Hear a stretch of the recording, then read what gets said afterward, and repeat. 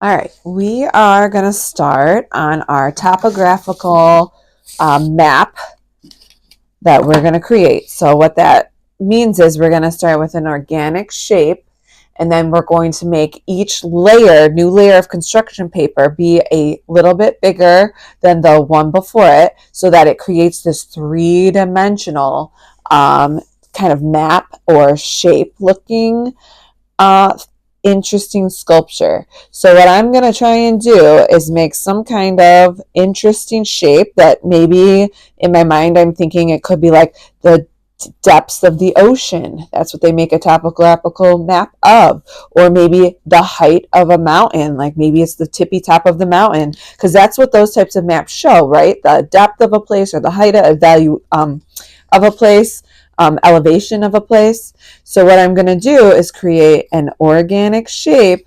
Remember, organic is a shape found in nature. And I'm going to cut this out. And what's going to happen is each new layer is going to be a new color. So I'm going to work through creating different steps. And I'll show you how to do that when I'm tracing this first, and then we'll come back in. Now that's going to be tricky in there. If I can get in there to cut it out.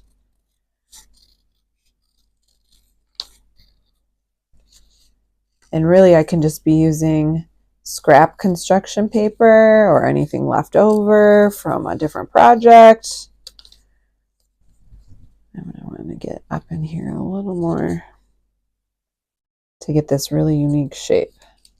Okay, so then what's going to happen is I'm going to pick another color, second color. So maybe I'll do this yellow. Notice I'm not going to do it right in the middle because I would like to maybe use this yellow for another step, or someone else at my table can use it. So now as I'm tracing this one, I don't want to go right onto my shape.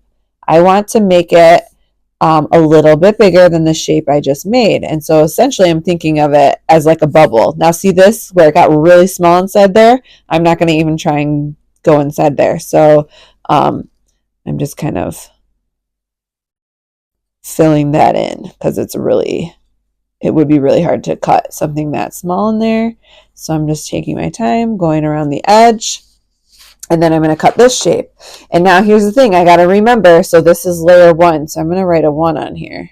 This is layer 2. I'm going to write a 2 on here.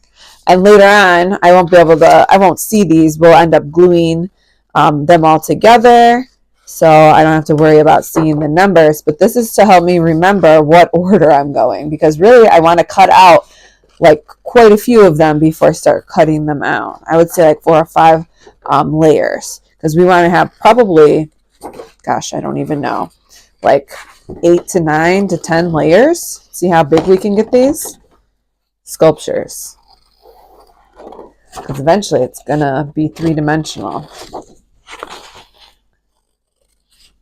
So taking my flat two-dimensional paper and giving it some depth, right?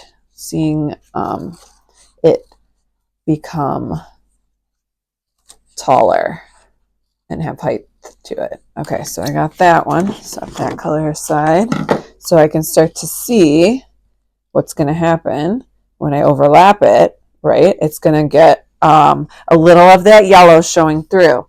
Okay, so what I'm going to do now is I'm going to time lapse it so you don't have to see me cut all the colors, but I'm just going to keep tracing the one that I did before. So now I would trace number 2, and I'm going to do green, I think.